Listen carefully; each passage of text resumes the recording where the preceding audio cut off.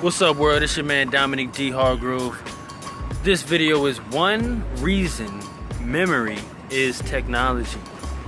Really been diving into the mind and brain sciences, really been doing my own research. And you know what research is? Research is when, and that's why living in this generation and this information generation, this technology generation, we actually have an advantage because we can do research. Meaning, if there are people who took 40 years out of their life to research a certain topic or a certain subject, and the reason we can benefit so greatly in this generation is because we can take 40 years of someone's research and figure out or come up with our own solutions in way less time.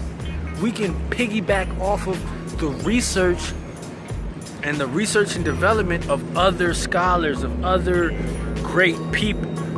One reason memory is a technology is because science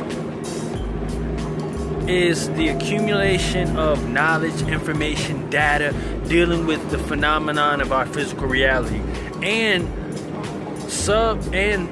reality that we don't see, like the subatomic realm, the quantum realm, which now science is, over the last few years and 30 years and so on, has begun to quantify the invisible realm. Science has begun to, some of the things that seemed crazy or seemed like fiction in years before, now what science is doing is proving the spiritual side of reality. When it comes to your memory, your ability to recall, memory is actually the faculty of your brain that stores information. It stores memory. Doesn't a computer do the same thing? Doesn't your cell phone do the same thing? Doesn't a laptop do the same thing?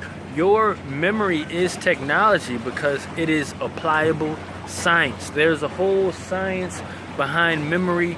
There's a whole science behind the pineal gland, the melatonin that secretes out of the pineal gland, the serotonin that secretes out of the pineal gland, the science of the subconscious mind, the science of the conscious mind, the science of the superconscious mind.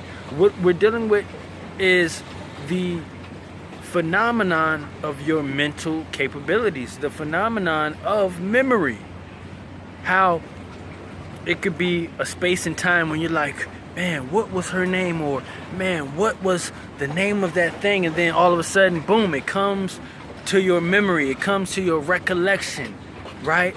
And so as we study, and this is why I'm shooting this video, is to call to awareness the need and the importance of studying your memory. Study why memory is a technology. Memory as a technology is because you can recall a memory or call to forethought, call to the forefront a memory, a thought, and it will actually, that memory actually can impact your reality. For an example, somebody could have a memory in their head and start crying. Somebody could have a memory in their head and start smiling. Somebody could have a memory in their head. Now we're talking about the correlation and the interfacing of the subconscious mind. We know the subconscious mind influences our actions and our feelings. So we can't talk about memory without also talking about the subconscious mind. And the scientists did an experiment. They said when you look at an electron, it's an actual particle. It's an electron particle. But when you don't look at the electron, when you don't observe the electron, it's a wave. So they're saying, and this is on the scientist world, and we know many times scientists were saying that a lot of the spirituality wasn't real. Like, how can you prove faith? How can you prove love? How can you prove these things? And you can prove them because your actual observation interfaces with reality. Your observation. So by you even being alive, by you having breath in your body, having spirit in your body, you interface with reality. You play a major part in how reality manifests. Your thoughts, your intentions, your words, your deeds, all of these are really coming out of memory. And I have a video, and I'm going to talk more and more about reverse imagineering. And it's a play off reverse engineering. And we're talking about the power of memory. We're talking about the technology of memory.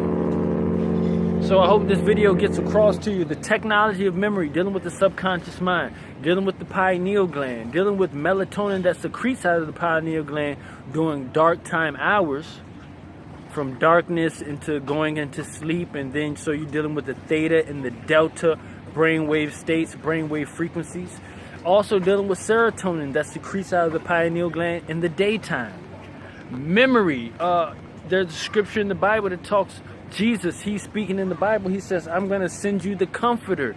And the Father's going to send you the comforter in my name, right? In my frequency, in my vibration, you're going to receive the comforter, and the comforter shall bring all things back to your remembrance.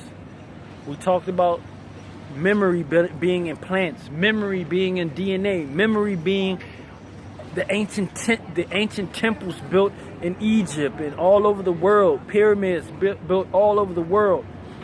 We talk about memory, and we talk about the significance of time and non-linear time, non-Euclidean time.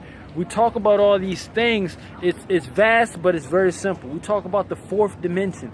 We're talking about viewing the fourth dimension as not time as we know it, but a space-time type of phenomenon. So some of the stuff may be shooting over your head. Some of you may be like, what is he talking about? The whole point of this video is one reason why memory is technology is to get you to think more and more about your God-given memory. What is memory? You know, what is melatonin? There are great books and documentation dealing with melatonin, the science of the pineal gland, the science of the subconscious mind, and your ability to speak from the place of your assumed, already accomplished desires. Your ability to be able to create memories and interject them into your reality. And we'll talk more and more about this subject, the science and technology of memory. Dr. Richard King, great person on this subject. So we'll get more into it. Dominic D. Hargrove, peace.